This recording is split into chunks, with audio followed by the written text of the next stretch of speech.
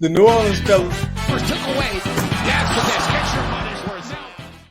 And that's what they did. And that's what they did. They stepped on the rake. Your New Orleans Pelicans laid an egg tonight against the Portland Trail Blazers, losing 106-95. I mean, Positive Pels Twitter is gonna hate this. I got nothing good to say again, man. I'm here with Chris, Ross, and Chaz. We all in the building. Hey guys, what the fuck is wrong with the Pelicans? Well, I'll go first. And because I think it's time. Recording? Oh, it's recorded. We're good. Oh, okay. I'll start at the top because I think it's everybody's been nice and we did the whole everybody's real excited for the season to start and the optimism is now worn off and it's time to really evaluate what's going on. Willie was lost tonight. Totally lost. He didn't have answers for basic questions. The rotations are still horrific. We're not playing the right guys at the right time. We cannot stop a basic high pick and roll. I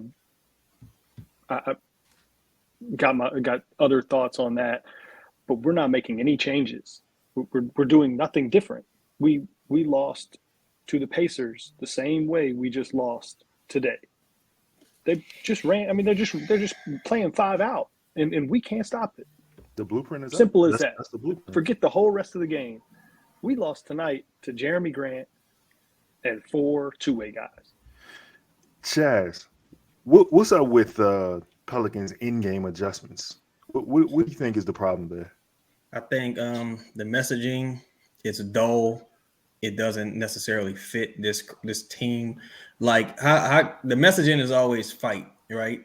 How do you play the entire second half with the way that this game was going? The way this team came out in the second half, and you saw how last days ago they were, and you don't have Najee on the floor. You don't play. You use Devontae Graham to start the fourth, who gives you nothing, but there's no Najee on the floor. I think Willie's in over his head. I think Willie needs a strong. I think this team needs a new voice. I'm not saying to get rid of Willie at all. I'm saying it needs a new messaging, a new voice, and we're reaching the stage where Willie has the answers and he's still failing the test. That's the point we're at. I believe. To your point, Najee played 8 minutes in this game. Chris, coming into this game, the Portland Trail Blazers did not have Damian Lillard, nor did they have Yusuf Nurkic. In response to that, Jeremy Grant put up 27, Anthony Simons put up 23, Nasir Little had 15, Josh Hart 17, and Justice Winslow 12. What are your feelings about that? Exactly. I respect that. That was the Pelicans. That's the Pelicans defense right there.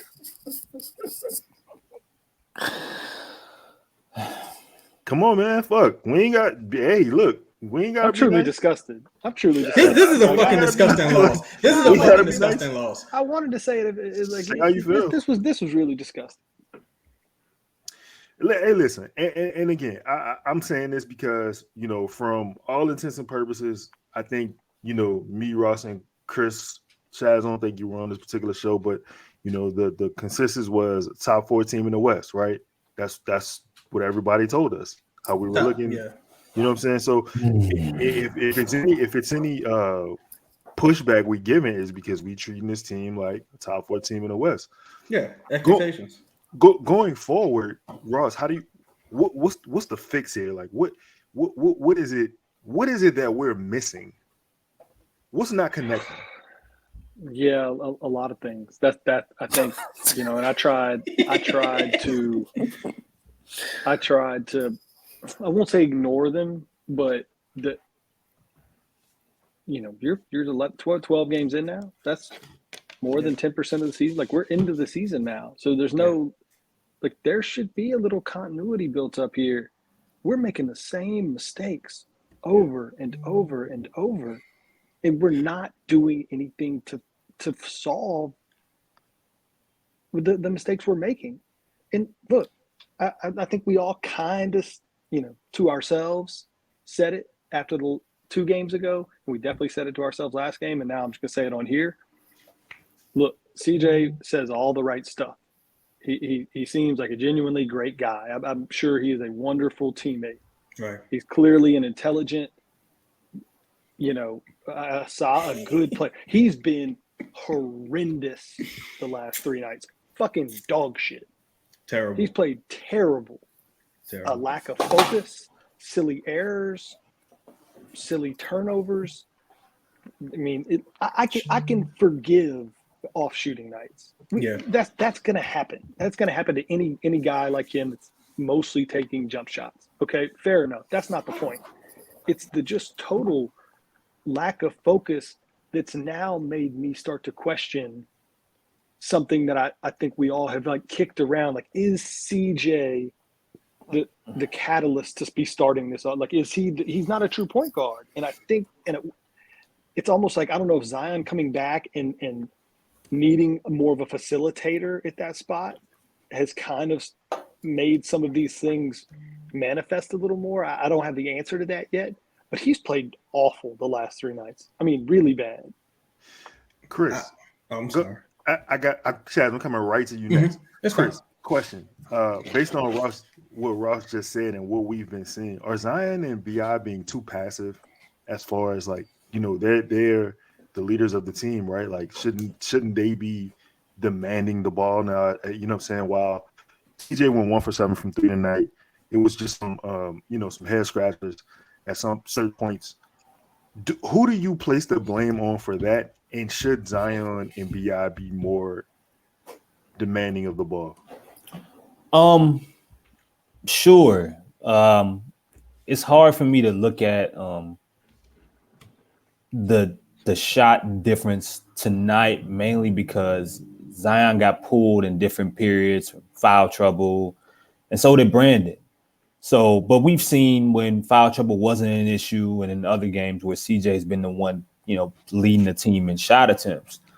I don't know where you point at that, or where's the, it's end of the day, bro. I see a team that still has that needs a lot of time in figuring out each other, and they have some flaws with that starting 5 offensively and defensively. The teams are just attacking night in and night out, and it's up on coaching at that point to make the necessary adjustments immediately instead of hoping that these guys figure it out, because there are some answers that they just can't put together.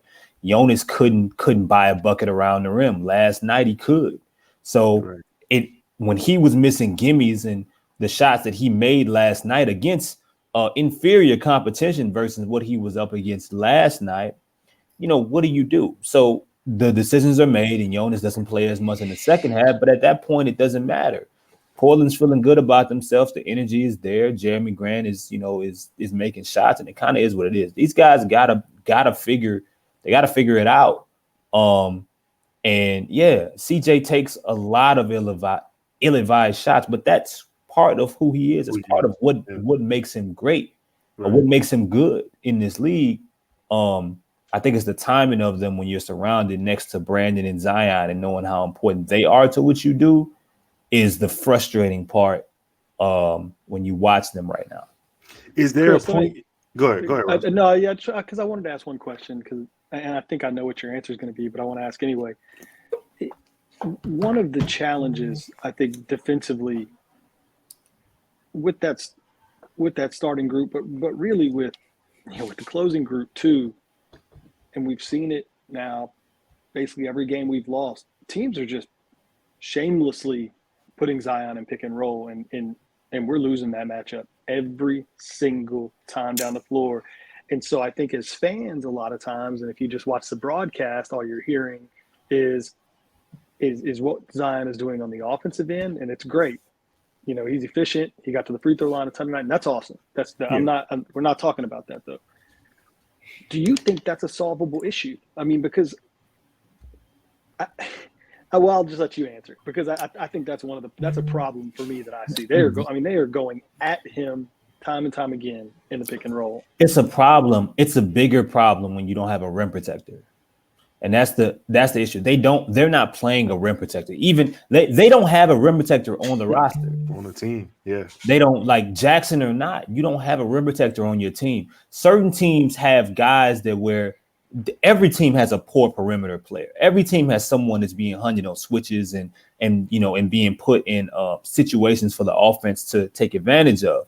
But the difference is some of these teams have erasers. They have guys that can change your flight of shot. They can change what you do once you get past said defender. And the Pelicans don't have that. They just simply don't. They don't, whether it's someone who's the more of a traditional old school one who isn't as laterally quick, or if it's someone who's more shifty and a little bit smaller. That's the issue on this. They don't have Willie can't point, even Larry. He can't point to one person on this roster when teams are getting wherever they want to say, okay, you can help fix this because you can protect the rim. And if you had that, you'd be able to get more rebounds. It's not even just like, they're not boxing out and guys aren't gang rebounding in some situations. But when you have guys getting wherever they want to at the rim, it's putting other guys out of position. You know what I mean? It's just there's a lot of things bigger than just what you're seeing with Jonas and some of those guys. They need someone who can protect the rim, and some of those things to take care of themselves. I mean, that's the biggest problem I see right now. I think. I'm sorry. Go ahead, Russ. Just one more thing, Chaz, and then free is the other side of that coin. I think you kind of alluded to it. Is we don't have the rim protector, and once opposing teams get past that first pick and roll, we do a pretty bad job of staying connected and rotating too, because it's not just that we give up layups. It's if we give up wide open threes too. When we get late in games and we've tried to go small a little bit or do some of that other stuff, it's a scramble drill and we losing every time. We don't know who to rotate to. Look, now I'm gonna say this because I've been as kind as I can be. It's a fucking enough. I didn't trust this staff last season. Going every take I've said this offseason has came to fruition within the first 6 games, right? And the thing is, if I, a layman, recognize that you needed a rim defender, you need another creator in the second unit, I know the coaching staff sees this. I know Griff has to see this, right? And to Griff's credit, I'm sure he tried to make some roster corrections, right? But my thing is, from a coaching standpoint, why aren't these guys learning? Why do I see Herb regressing somewhat? Like, why am I seeing these things? Who are they working with? What are you communicating to them?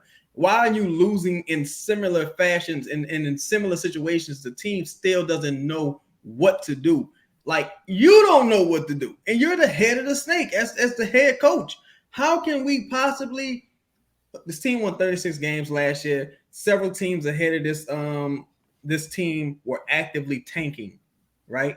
A lot of shit went our way last year for this team to be successful and make the playoffs. Like, if we being totally transparent and honest about this, right? Last year's team is you're starting off the season with a totally different team, because last year you didn't have Zion to start. You didn't have CJ to start. You didn't have Larry Nance to start. Herb was a rookie. Trey was a rookie. Jose was a rookie. You didn't have Dyson Daniels, and Willie Green was a rookie. Now, this team is performing way below the sum of its parts. This is an average to above average team, right?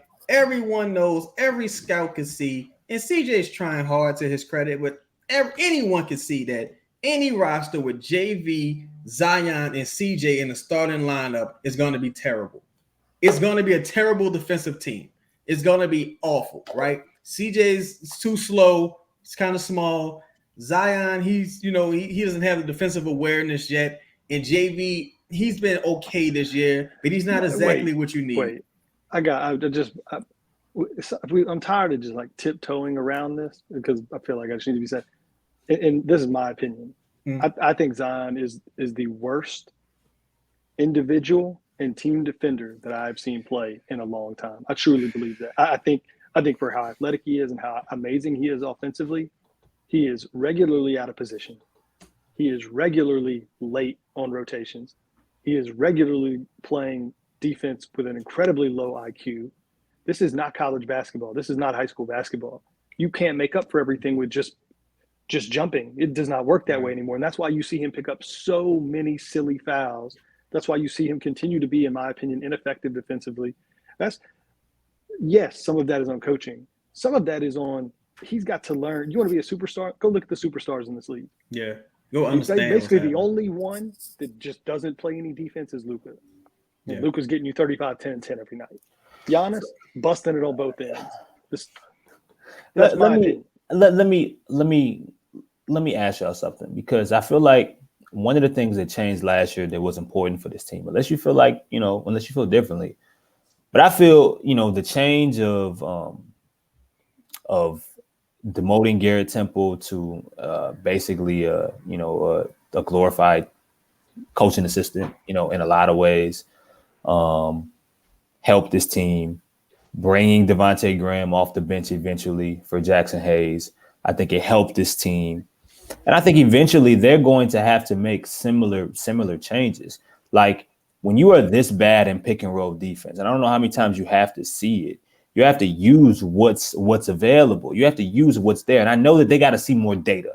And a lot of this is frustrating to a lot of us, but I think what everybody has to realize is that coaches and these players, organizations, they don't look at these shit game to game the same way we do. They break it up in tens and quarters and so on and so forth, the same way they do with games. They got to see a bunch of data before they make any irrational decisions, because it's a lot harder to make that change too early and then having to go back to it. You look silly. So a lot of us in here feel one of the changes that can end up being made that will help this team that has so many struggles in areas with just defending at the perimeter without a rim protector right now is playing Dyson Daniels, right? That's the key. But what I'm trying to figure out is, and Chaz made this argument earlier, this team shouldn't be in a spot to where you say swapping out Dyson for Devontae Graham, or swiping out Dyson for Najee, or swiping out Dyson for whoever changes it all. I don't know how much we want to argue that Jose, and Trey playing late changed this team, but I feel like it did. Does a guy like Dyson have that much power to where he adds a win tonight? He adds a win in Atlanta. He adds a win in, another game that I'm missing here, like Indiana. I mean, that's what I'm trying to figure out in my head, because I want him to. He needs to be playing, but how much realistically does he add? I don't think he adds. Okay, I'll say this. I think Dyson gets you a couple of extra possessions. He probably doesn't make as many silly turnovers. He probably gets more deflections. Like, there's times you might see Devontae Graham in the right place, but he's not, he doesn't have enough wingspan to make the deflection or intercept the pass. I just think you need as many high IQ guys on the floor as possible. And the thing with this team that gets me the most, they just talk so much shit. Like, Brandon, you can't say that, we're shit on defense and then come out and put on a performance like tonight. You know what I'm saying? You can't think you're a top 20 player or top whatever player, and you come out and have a performance like tonight, and you have a performance like you had in Atlanta, and you have a performance like you had in Indiana. Like, the stars don't do that. You have no excuse. This team's been relatively healthy all of these 12 games, like relatively healthy. And even if they weren't necessarily like 100%, this is supposed to be at minimum a 10-man deep roster. Like, what the fuck going on here? Like everyone forgetting how to shoot. Everyone's playing out of role. Like, it's like, why did a zone make us look so bad?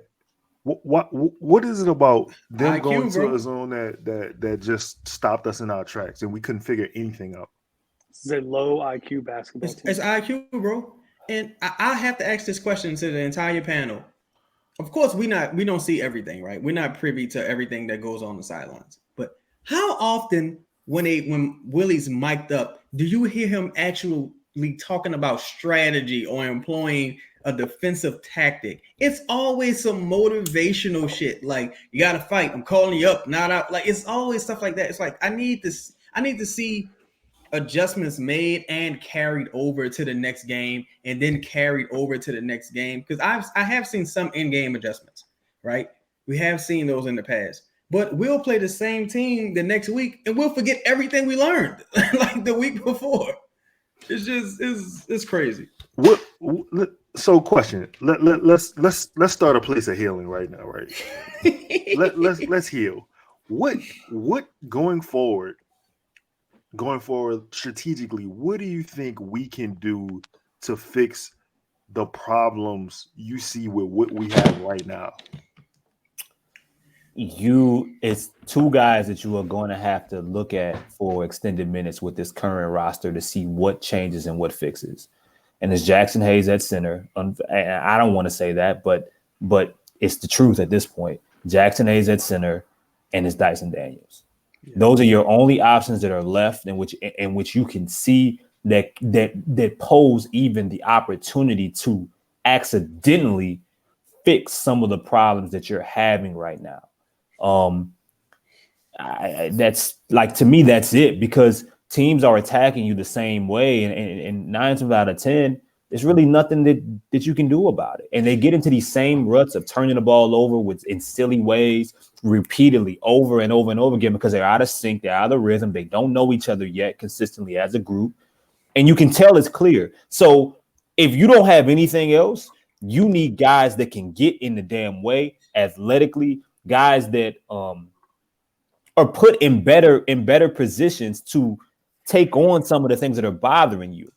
I don't think Jackson is a great basketball player, but I do know he's a great athlete. And right now, based off of what you are seeing and how your centers are handling these things, you got to see something. All right, you worried about Jackson boxing out? The whole team ain't boxing out in some situations in ball watches. So he's not hurting you there. It has to happen at the 5. But his ability to be able to switch on matchups, if you want to run a switch 1 through 5, he's probably the guy you need to have out there for a period of time. We talked about Dyson already. I think you got to look at some different guys to switch up some shit, because you're running into the same issues. This game was almost like the Golden State game in a lot of different ways, except you lost. Yeah. It was the same way. You lost this game. So let me I just want to ask a question to the panel. Do you believe that Zion and JV can play together? No. I've been saying this for a week and a half now. No, they can't. They can't. You can't do it. And guys, I keep in my head, because I said this out loud to myself as I was watching the game 2 or 3 times a day. It was like, what the hell changed from June, May to today? Because when we were playing well at the end of last year, we weren't just getting mauled defensively. We weren't giving up layups. But by and large, JV was out there. Brandon was out there. Herb was out there. And CJ was out there. Mobility and effort. I truly hate to. I'm not trying to put it on Zion. I'm not trying to just throw it all on Zion and say, well, this is your fault. We're 6-6 because of you. But when I look at some of the things that are happening, and I could be wrong, but in my memory, were not happening down the stretch last year. There's one major piece that is new that was not there. And I cannot help but think that on the defensive end, that's hurting us, because Valanciunas was there. Like, it wasn't.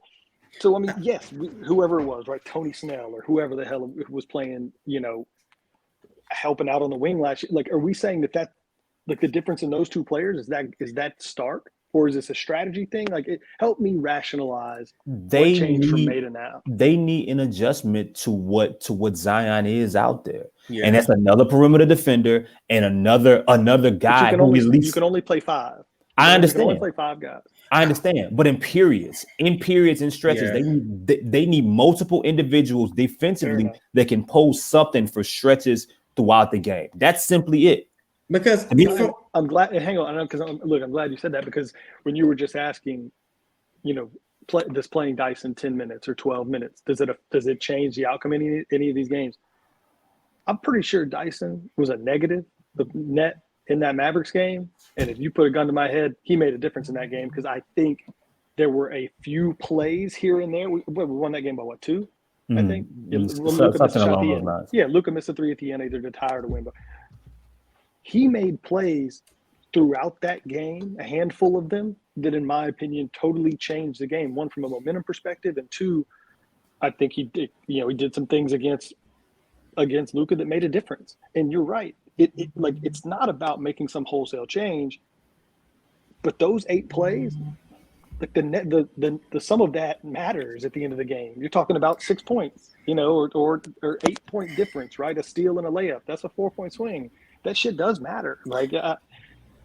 It's just the timing of Willie's rotations.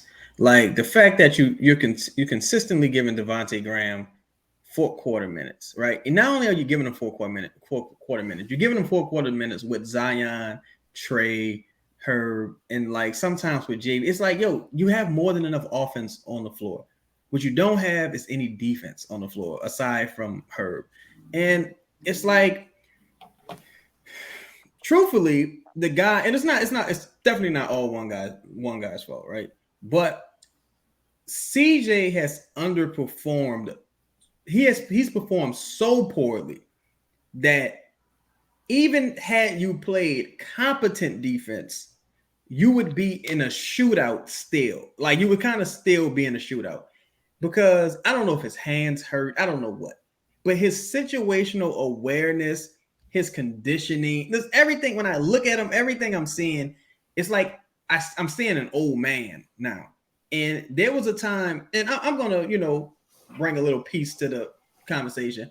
There was a point where even the Warriors had to say, "Look, Iggy, you got to go sit down. You got to come off the bench because we need a little more out there than you can offer right now. This guy Draymond, he's giving you a little bit more.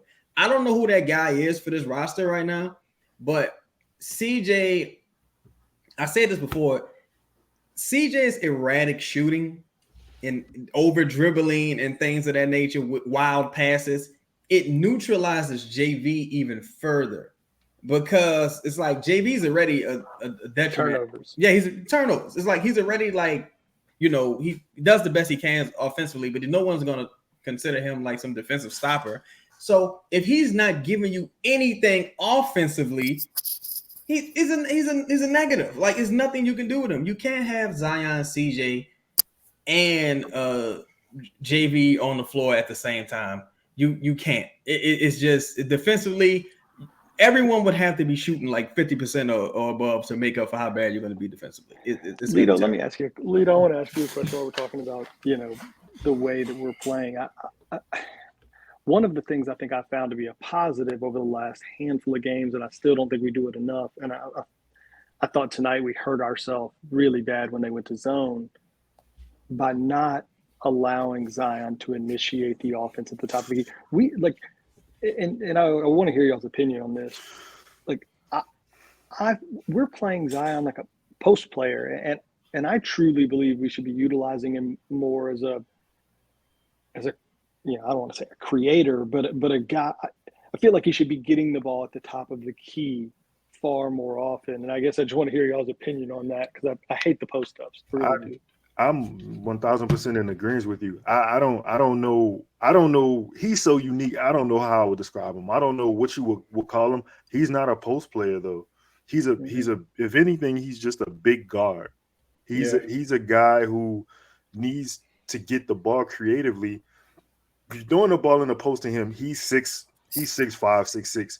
They're sinking on him. They're crowding him already, right? He needs space. And I understand the athleticism part of his game and how quick he is, and but if you give him the ball, I think Zion is smart enough, and he's a good enough creator. You said creator. I think that was a good word. I think he's a good enough creator to where like he could average 7 to 8 assists a game just based on him getting the ball at the top of the key, seeing the defense, being able to attack it, seeing the holes in it. He could get Trey shots. He could get Brandon shots.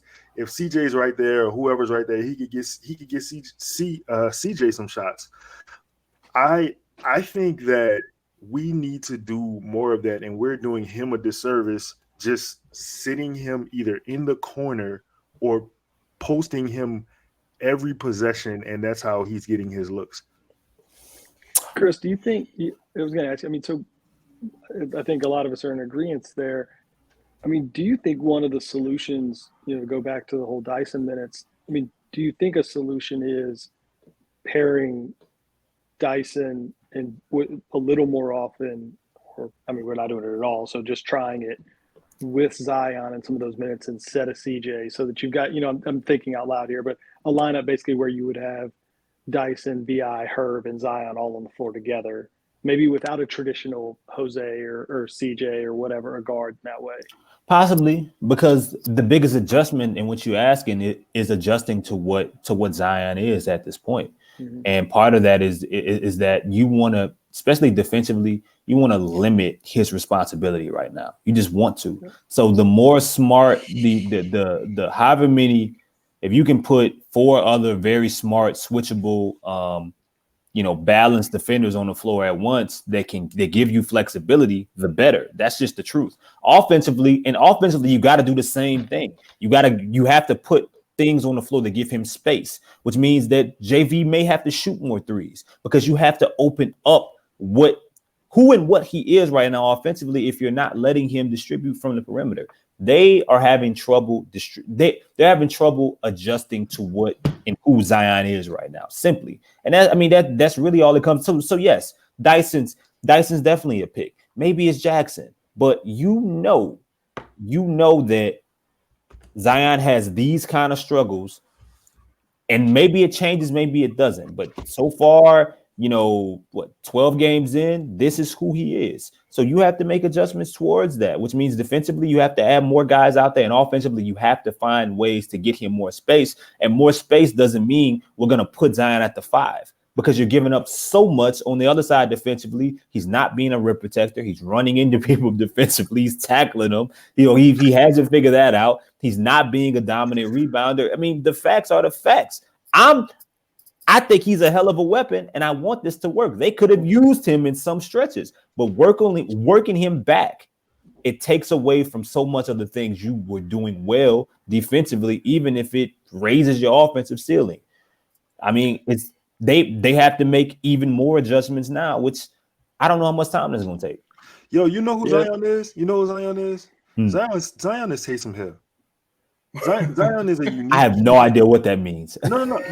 Like, hear me out. He's a guy who, in the right hands, can be whatever you need him to be.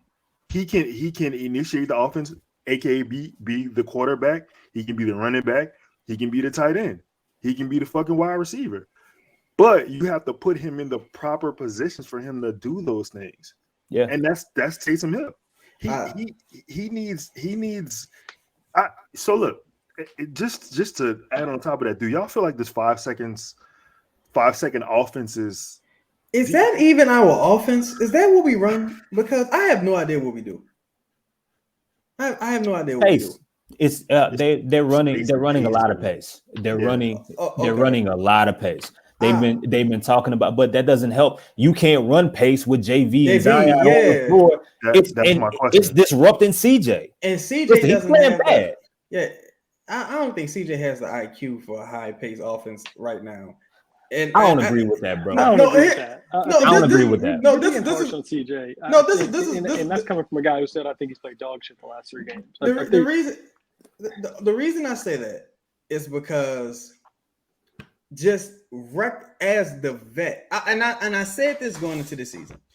You don't need Willie, CJ, and Garrett Temple and Larry Nance on this team. You don't need those 4 players. And I say that because they all are supposedly offering you this veteran leadership and experience. And, they're capable of being the captain of the ship just from a locker room standpoint, right? It's too much of that, right? And it's a very talented team, but everyone doesn't necessarily fit together. So when I see CJ on the break and he's going for these pull-up jumpers, those are turnovers. When I see him hunting that mid-range shot, leaning to the right or leaning to the left over 2 defenders, that's a turnover. It's like CJ needs to be at this point, it seems like he needs to be in a slow-paced, handcuffed offense. He needs that's his game, dog. It's up to the people around him. It's up to the coaching staff to put the best the best 5 out there that complements each and other. That's who the fuck CJ is, dog. You can't run CJ and Zion together with CJ, and then that's what he wants to run. At least not 3 out 2 in. Look, I think you ask a good question though, Chaz, and it's probably worth thinking about, right? Because while I don't agree with your comment on CJ's basketball IQ, I think there's some merit to the fact that we should slow down a little bit. I mean, I think we all agree we take some bad shots early in the shot clock that basically are glorified turnovers because we get beat back down the other end. I mean, when I think about Brandon, I think about a half court player. Like when I think about Brandon Ingram, I don't think, we got to get him out in transition. Right. When I think about CJ, I kind of think the same thing. When I think about Valanciunas, I sure as shit think about a half court player. Right. And so when you're sitting there, kind of going through it like that, I think there is probably some merit to the fact that we need to slow down just a little bit and maybe be just a little more deliberate in what we're doing offensively instead of just trying to get the best shot that's available. Sorry about that, guys. I mean, that feels like a reasonable comment to make, although Chaz packaged it up in kind of a condescending package for us. But in all sincerity, I think there is some merit to that. Well, that's the reason why I asked. That's the I'm sorry, Chad. I was just saying that's the reason why I asked the question, because if you look at who's on our team, right? Like if you look at the players, I feel like it would be more of a service to JV to have. Let's use the 24. Let's use the 24. We have 24 seconds. We don't have to play like this. Now listen, pick your spots. Sure, if there's an opportunity to run, stops, you got to definitely right. Like, but we don't have even Zion. I know we look at Zion and you see the athleticism, and you know what I'm saying. I think he would be better. I think he would 100%. Exactly. I think the only guy in our starting lineup that's good in transition is Herb. Yes. Yeah. Like, man, even when we had Josh Hart was the only guy who knew how to run the fast break. Like, I just think, all right, two questions, right? One, if you have to jettison 2 people in this starting lineup, the answer is clear. We can debate about Zion, but he more than likely ain't one of them. Right. The answer is clear. Who are the 2 people that need to be jettisoned at this point in the starting lineup? Right. Secondly, when you look at CJ right now, CJ looks like the guy you saw in the Phoenix series versus the guy you saw like when he first came to the team. So I can't give a ton of it. I can't give a ton of benefit of doubt to him getting to know the roster and getting acclimated to Zion, because if you look at people who cover the Blazers, they like, nah, this is CJ just being CJ. So like this is how he plays to a degree. But he ain't never been this bad.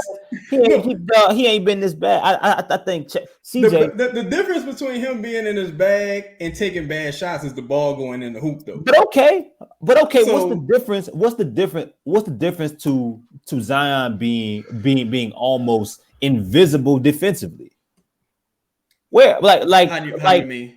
Because like CJ was brought to New Orleans to give. He was supposed to be a lot better than this, and I'm not excusing what he's putting out there. He has not been good for a good majority of the year, and we expected better. We expected better, more awareness, more accountability, leadership, all that shit.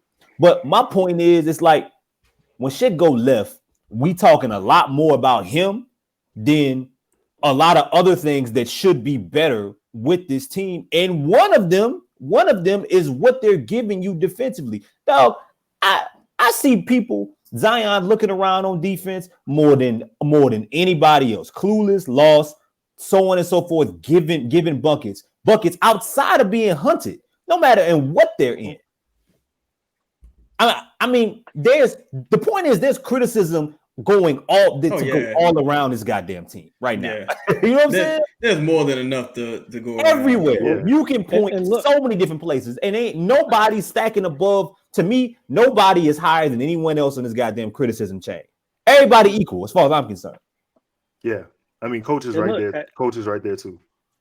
And, I got and him guys, up we top. don't have, I'm gonna try and make a turn to slowly start wrapping this up here, but there's not a lot of time to figure it out and make changes because you lost to Indiana with a skeleton crew. Almost You to the lost. Warriors.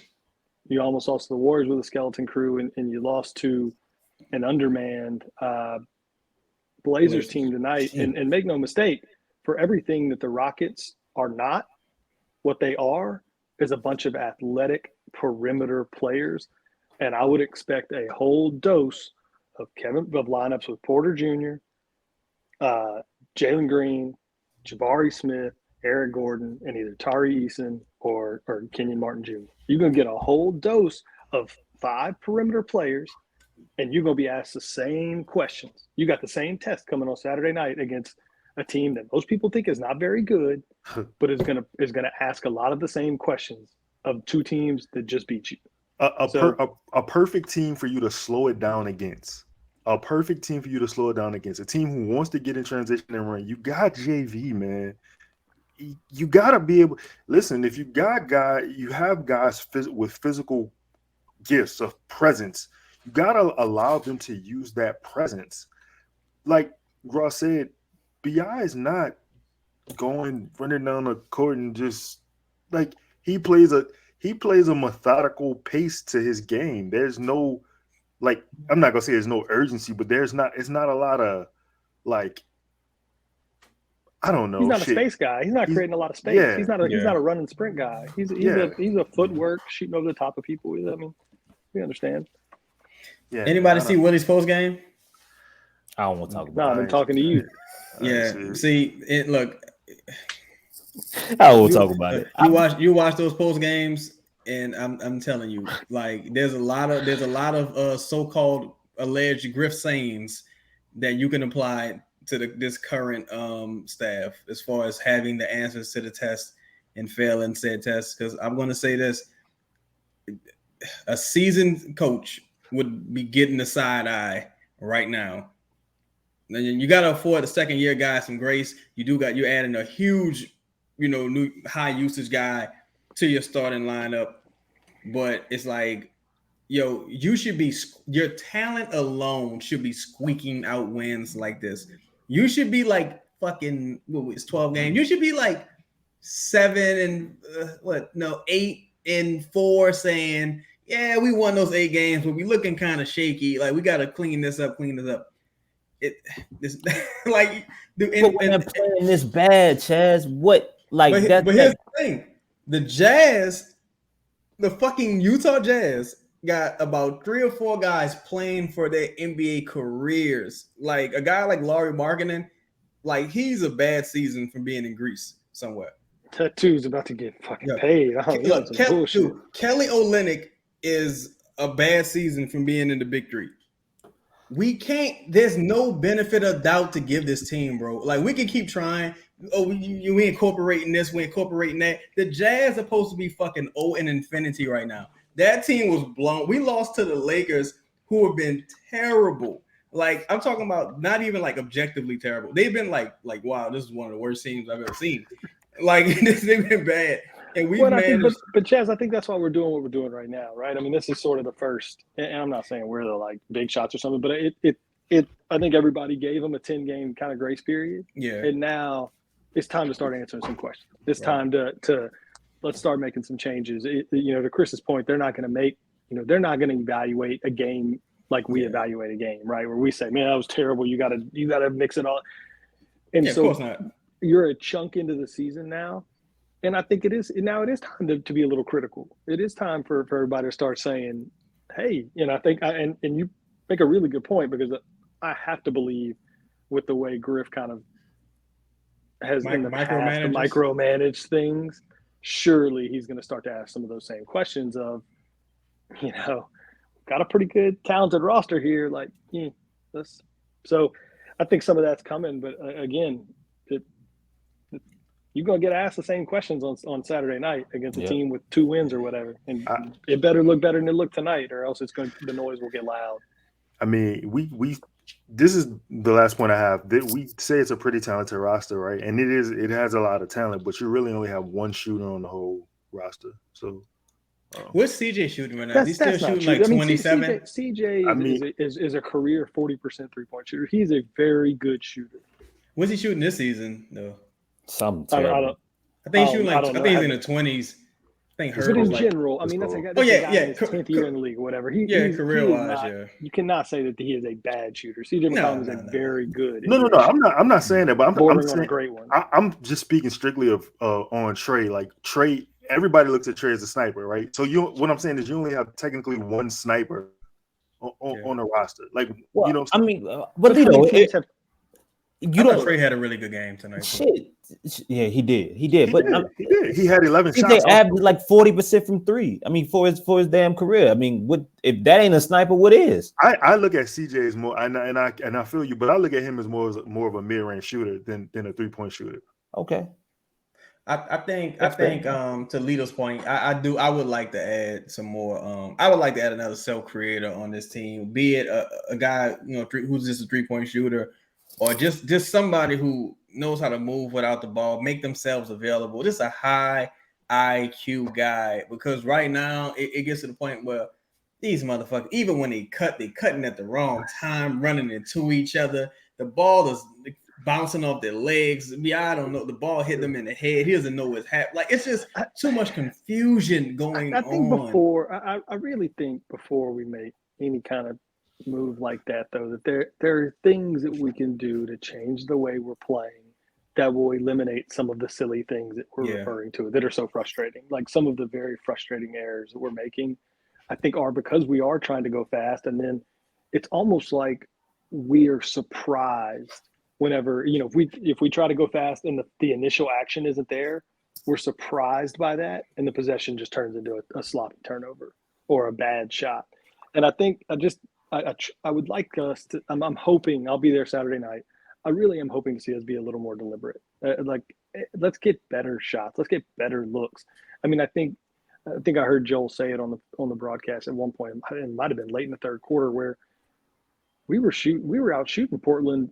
I think we were over 52, 53% from the field, and they were like 42 or 43, busting our ass. They missed a lot of shots, like easy shots. They really should have blew us out. They missed a lot of easy fucking shots, man. Like, so we'll be back. See you. Lito, I don't know if you want to help try to close this out here.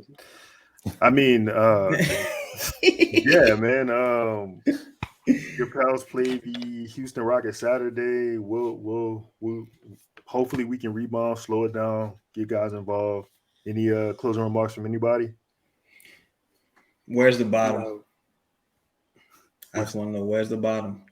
I will say this before we close out. I think this is the bottom. I think you're seeing the bottom right now. I think 500.